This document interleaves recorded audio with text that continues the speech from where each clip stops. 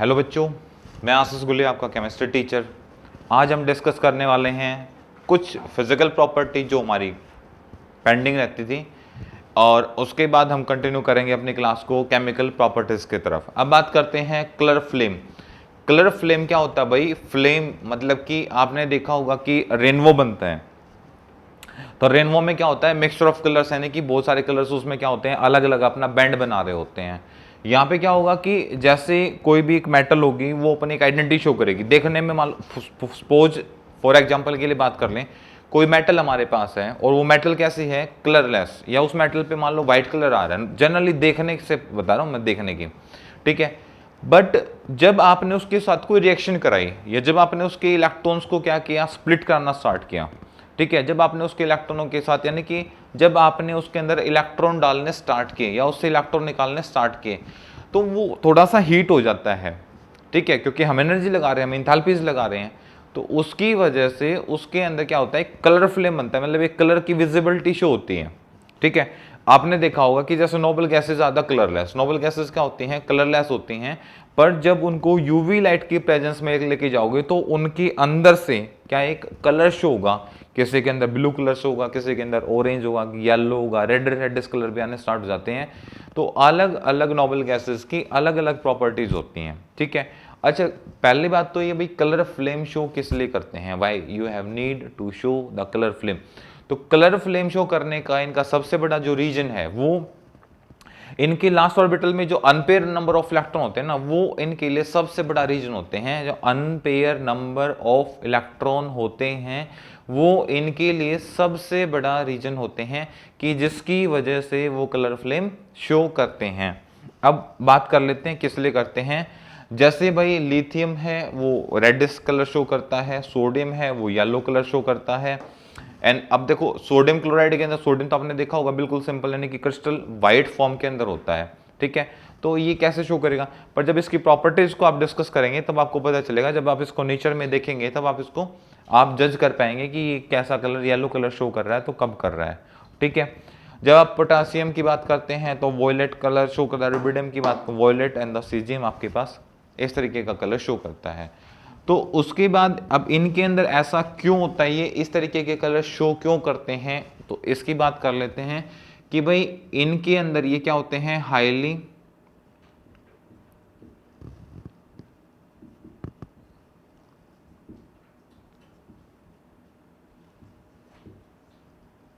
Electropositive element होते हैं भाई ये। और जो आयनाइजेशन एंथैल्पी आती है, लो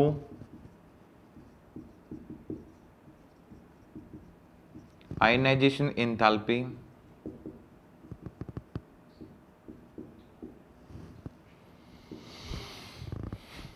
लो आयनाइजेशन एंथैल्पी होती है। और जो distance between the orbitals,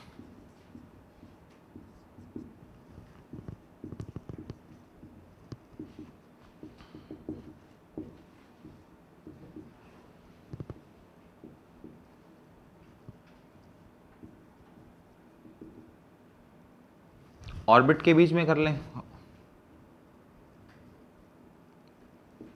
orbits, difference between the orbits is very high.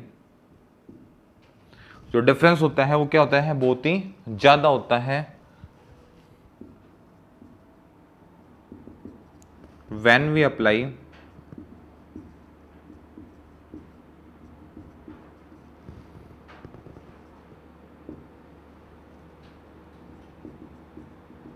The energy, when we apply the energy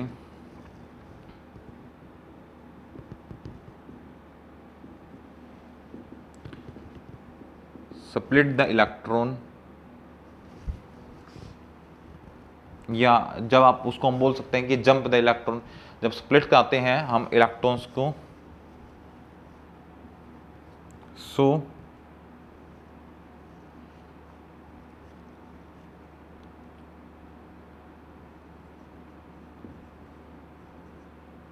absorb the energy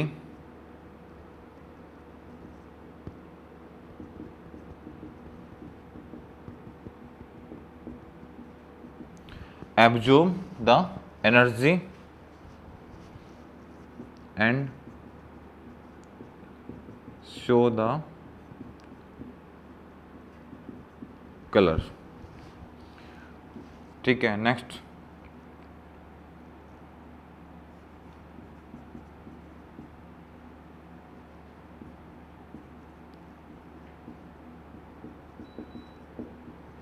alkali metals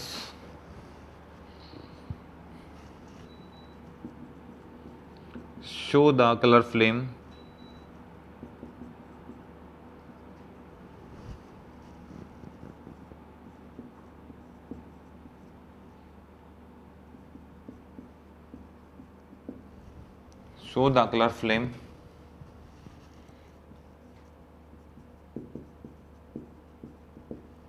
unpair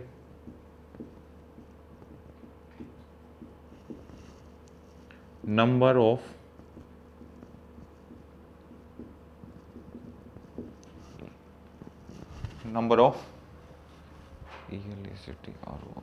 electrons. सबसे जो मेन रीजन है वो तो भाई इसके पास अनपेयर नंबर ऑफ इलेक्ट्रॉन होते हैं, इस वजह से क्या करता है ये कलर शो करते हैं। कलर शो करने का रीजन दूसरा कि चलो ठीक है, उन सेल्स के ऑर्बिट के बीच में डिस्टेंस थोड़ा सा ज्यादा हो जाता है। डिस्टेंस ज्यादा होने की वजह से जब आप स्प्लिट करोगे, इलेक्ट्रॉन ग्राउंड स्टेट से जंप करके स्प्लिट होके जाएगा एक्साइटिंग स्टेट के अंदर, यानी कि ग्राउंड से इलेक्ट्रॉन जंप करेगा और एक्साइटेड के अंदर जब क्या होगा वो पहुंचेगा, तो जैसे ही वो वहां पे जाएगा तो उस कंडीशन पे हमारे सामने क्या होगा, एक प्रॉब्लम हमें फेस करने को मिलेगी कि वो डिस्टेंस थोड़ा सा हो जाता है ज्यादा। उस टाइम पे आपका जो एटम है वो क्या करता है, एनर्जी को एब्जॉर्ब कर लेता है। ठीक है, इलेक्ट्रोस्टैटिक फोर्स वगैरह की वजह से। और तो वो जो गेन कर लेता है उसकी वजह से क्या होता है, उसके अंदर एक विजिबिलिटी शो होती है जिसके अंदर हम बोलते हैं कि वो क्या करते हैं, दैट शो द कलर्स, और वो कलर शो करना स्टार्ट कर देते हैं। दूसरा हम डायरेक्टली हम ये भी बोल सकते हैं कि अनपेयर नंबर ऑफ इलेक्ट्रॉन की वजह से आयनाइजेशन एनर्जी सबकी कम होती है, साइज के अकॉर्डिंग वो डिपेंड करती है, टॉप टू बॉटम वो डिक्रीज करना स्टार्ट कर देती है। तो इसके अकॉर्डिंग हम क्या कहते हैं कि इसके अकॉर्डिंग भाई जब हम उस पर एनर्जी लगाते हैं तो वो एनर्जी की वजह से क्या करते हैं, वो कलर फ्लेम बनाना स्टार्ट करते हैं, यानी कि शो करते हैं। ठीक है, सो राइट डाउन, नोट कर लें भाई। नेक्स्ट टॉपिक आता है भाई फोटो इलेक्ट्रिकल इफेक्ट। क्या होता है भाई फोटो इलेक्ट्रिकल इफेक्ट? ये कहता है कि द एल्कली मेटल, जो एल्कली मेटल होती हैं, एमिट इलेक्ट्रॉन्स व्हेन रेडिएशन आपके क्या करेगी, स्ट्राइक करेगी ऑन देयर सरफेस। यानी कि कोई सरफेस एरिया है उस पे कोई, ये मेरे पास मान लो कि एक सरफेस एरिया भाई, ठीक है, हालांकि एटम का एक सर्कल फॉर्म में होगा। ठीक है, ये जस्ट एक सरफेस एरिया मेरे पास है, इस पे कोई रेज आके क्या होगी, स्ट्राइक करेगी, कोई रेज आएगी और यहां से ऐसे स्ट्राइक करेगी। ठीक है, alkali metals emit the electrons when the जो रेडिएशन होगी वो स्ट्राइक करेगी ऑन द सरफेस पे। Then phenomena of this an electron of electromagnetic radiation strike against, that is called photo electrical effect.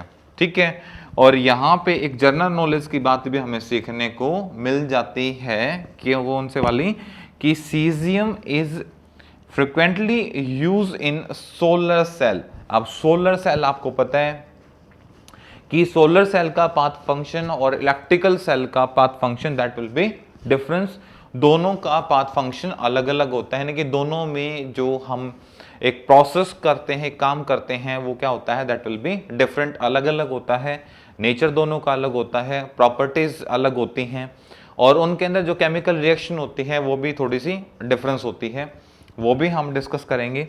ठीक है, देन हम यहाँ पे क्या समझने वाले थे, ये समझने वाले थे कि भाई जो आपके सरफेस पे, यानी कि अब एक एटम है उसके अंदर इलेक्ट्रॉन्स ऑलरेडी डले हुए हैं, तो यहाँ पे देखो जो काम हो रहा है, ठीक है, कि इलेक्ट्रॉन्स वहन क्या होंगे, इलेक्ट्रोमैग्नेटिक, ये जो चीज है ना भाई, ये बड़े काम की है।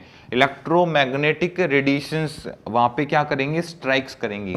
ठीक है, मतलब जो ये रेडिएशन होगी किसकी की, इलेक्ट्रोमैग्नेटिक वेव्स की वाली रेडिएशन होगी, जो इससे टकराएगी, स्ट्राइक करेगी, और उसके स्ट्राइक करने से यहां से कुछ जो यहां पे होगा ना इलेक्ट्रॉन, वो क्या कर जाएगा, बाहर निकल जाएगा। उसकी वजह से ये जो स्ट्राइक करेगी, इसने ऑलरेडी साफ बोला कि अल्कली मेटल जो इलेक्ट्रॉन्स के अंदर एमिट कर मतलब अंदर तक जो घुसेंगी, ठीक है, कि इलेक्ट्रॉन्स व्हेन जो रेडिएशन स्ट्राइक करेंगी ऑन देयर सरफेस, उसके सरफेस पे जब स्ट्राइक करके वो अंदर तक घुसेंगी ना, उसको हम क्या बोलेंगे भाई, फोटो इलेक्ट्रिकल इफेक्ट। कई बार इनका एनर्जी लेवल इतना ज़्यादा बढ़ जाता है कि यहाँ से कुछ आपके जो आयंस वगैरह होते हैं, कुछ एनर्जी वगैरह होती है, वो यहाँ से क्या कर जाते हैं भाई, यहाँ से जंप कर जाते हैं, यानी कि कुछ यहाँ पे अपनी डेफिशिएंसी शो कर देते हैं। एक एंगल से मैं आपको कहना चाहूँ कि भाई लाइट आके टकराएगी, ऑलरेडी भाई इलेक्ट्रोमैग्नेटिक क्या होंगे, उसके अंदर रेडिएशंस होंगी, और रेडिएशंस आपको पता है कितनी हैवी होती हैं, और वो रेडिएशंस क्या करेंगी, जब इसे टकराएंगी तो यहाँ से जो इसके सरफेस पे कुछ आयंस लगी होंगी, कुछ जो आयंस होंगे यहाँ पे, वो यहाँ से एनर्जी लेवल ज़्यादा होने की वजह से कई बार यहाँ पे डेफिशिएंसी भी शो करना स्टार्ट करेगी। मतलब जो ये सरफेस अब स्मूथ नज़र आ रहा है, कुछ टाइम बाद आप देखोगे तो ये सरफेस स्मूथ नज़र आप लोगों को बिल्कुल नहीं आने वाला। टेंशन फ्री हो जाओ, बिल्कुल नहीं आने वाला। क्यों? क्योंकि जो आपकी रेडिएशंस आएंगे उनके पास एक एनर्जी होगी, वो एनर्जी जब यहाँ से स्ट्राइक करेगी तो उसके सरफेस पे इफेक्ट डालेंगे, ठीक है, और वो इफेक्ट डालने की वजह से इसका surface area that will B change हो जाएगा।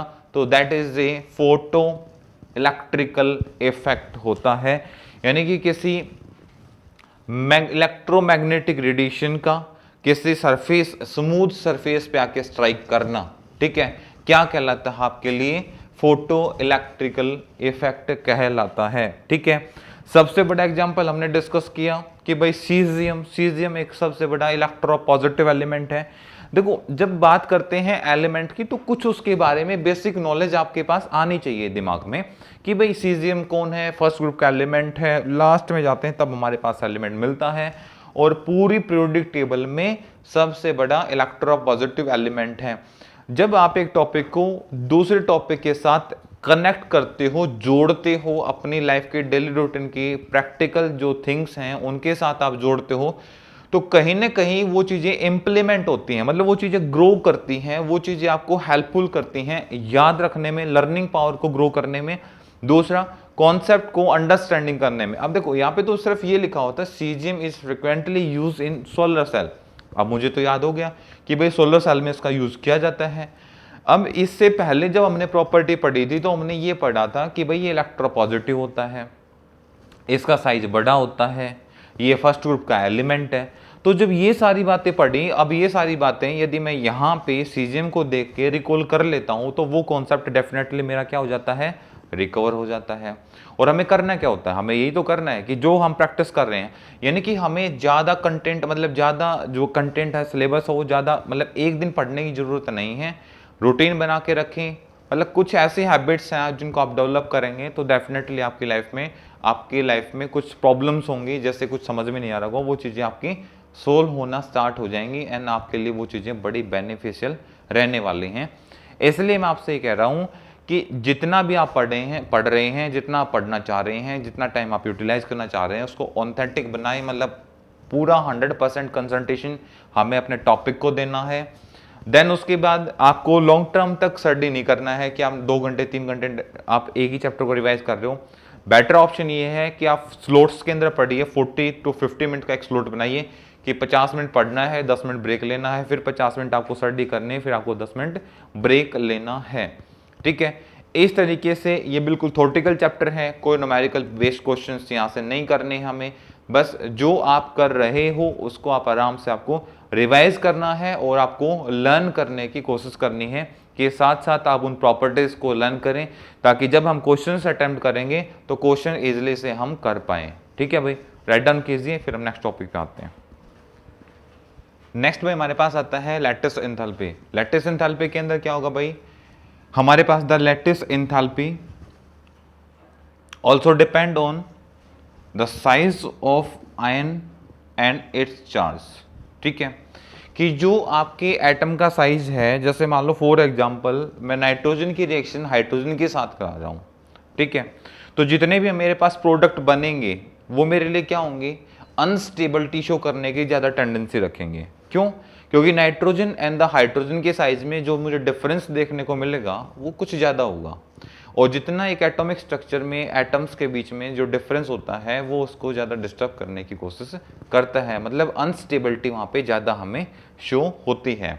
वही चीज़ हम देखते हैं हैलोजेंस के अंदर, यानी कि ये मेरे पास हैलाइड है, यानी कि कोई मेटल जब हैलोजन के साथ रिएक्ट करेगी और मैं उस पर यहाँ पे एंथैल्पी लगाऊंगा लैटिस एनर्जी के लिए, मतलब मुझे एनर्जी लगानी है बॉन्ड को तोड़ने के लिए।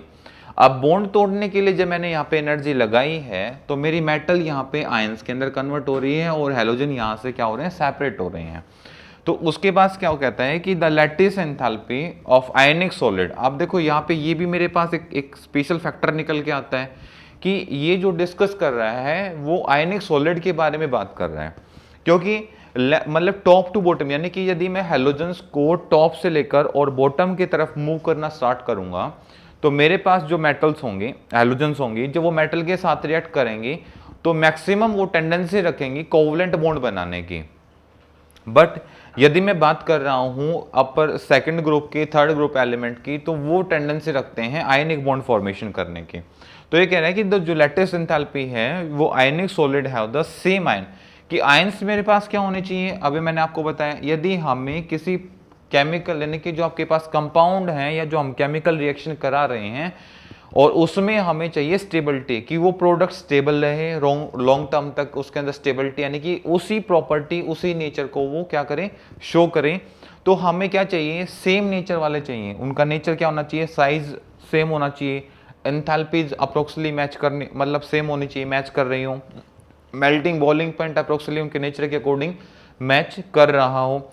यदि ऐसी प्रॉपर्टीज यदि वो शो करेंगे तो उनके अंदर स्टेबिलिटी, और हमें जो अट्रैक्शन की बात करते हैं केमिकल बॉन्डिंग वाले चैप्टर में, तो वो अट्रैक्शन हमें इनके अंदर सबसे ज्यादा देखने को मिलेगा।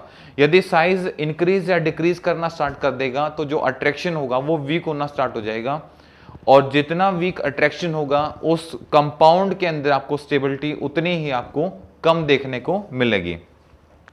फिर ये बोलता है कि देखो अब जब आपके पास यहां पे सेम आयन थी तो क्या कर रहा था, डिक्रीज, क्या कर रहा था, डिक्रीज विद। अब नॉर्मली क्या कर रहा है, जनरली डिक्रीज कर रहा है, पर यदि मैं जब इंक्रीज कर रहा हूं एल्कली मेटल्स यानी कि कैटायंस को, तो उस कंडीशन पे क्या कर रहा है कि जो उसका फोर्स ऑफ अट्रैक्शन है वो क्या कर जाएगा, इंक्रीज कर जाएगा। देखो जनरली हम मेरे पास जो प्रॉपर्टी शो कर रही है, तो जनरली केस में जो अट्रैक्शन है वो डिक्रीज करता है, घटता है। क्यों, क्योंकि number of cells atomic structure की क्या कर रही हैं, इंक्रीज कर रही हैं। Top to bottom, top to bottom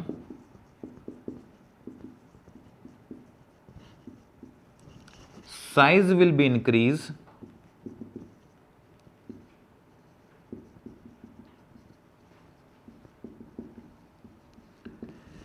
and nuclear charge या nuclear energy will be decrease।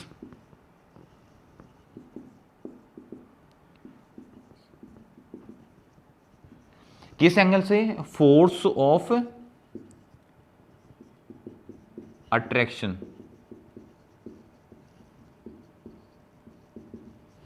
ये नहीं है कि भाई उसका अट्रैक्शन, मतलब जैसे देखो वैसे तो साइज बढ़ रहा है तो न्यूक्लियर चार्ज भी बढ़ेगा, बट उसका जैसे जैसे साइज बढ़ेगा तो न्यूक्लियस का जो अट्रैक्शन होता है वो कम होना स्टार्ट हो जाता है। बट ये क्या कहता है, यदि आयन आपकी सेम होंगी, सेम आयन पे बात करूंगा और कैटायंस को क्या कर दूंगा, कैटायंस को ड्यू टू द कैटायंस का जो साइज है यदि वो मैं इंक्रीज यानी कि बढ़ाना स्टार्ट कर दूं, तो जो उनके बीच का जो अट्रैक्शन है ना उसका क्या होगा, एक ये वाला ऑर्डर आपका क्या करेगा, शो करना स्टार्ट कर देगा। यानी कि लिथियम के अंदर जो अट्रैक्शन हो वो सबसे ज़्यादा देखने को मिलेगा, उससे कम सोडियम में, पोटासियम में, रुबिडियम में और सीजियम में, जब ये अटैच हो रहे हैं किसके साथ, क्लोरीन के साथ। फिर ये कहता है कि the lattice energy for ionic solid, जो आपके पास आयनिक सॉलिड हैं उनके अंदर क्या करेंगे, जब सेम कैटायन होती हैं वहां पे क्या होंगी, सेम कैटायंस वहां पे प्रेजेंट हो। कैटायन का मतलब होता है कि एक ही एलिमेंट होना चाहिए।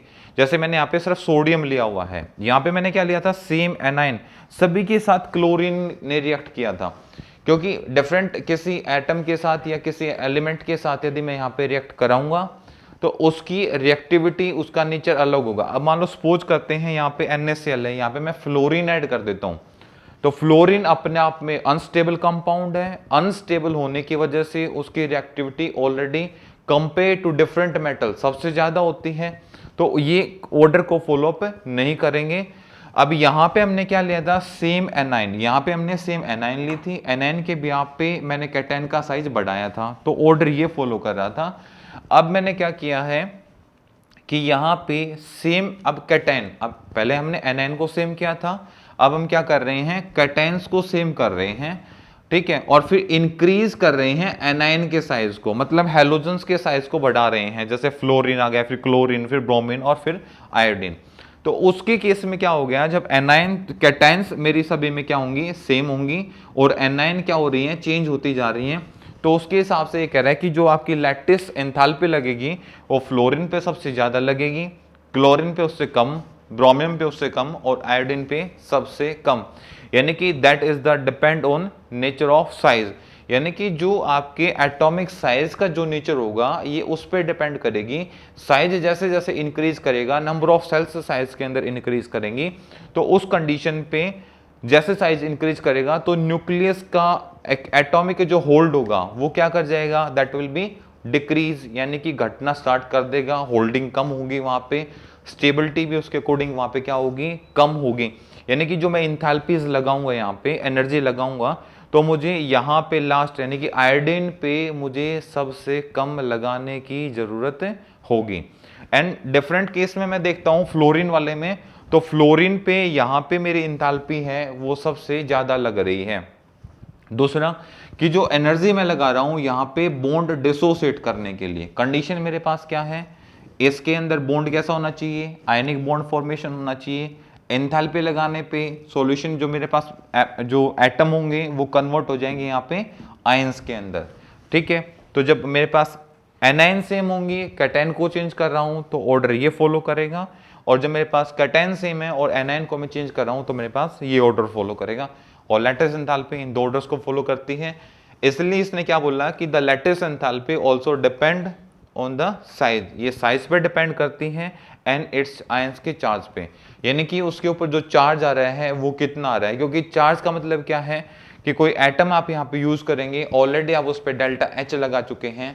सपोज कैल्शियम की बात करता हूं, यदि कैल्शियम अपने आउटरमोस्ट सेल से 2 इलेक्ट्रॉन लूज करा चुका होगा और उसके बाद आप उस पर एंथैल्पी लगाने के लिए ट्राई करेंगे, तो already compare to nature of element वो उसकी क्या होगी, डिफरेंट होगी यहाँ पे, ठीक है।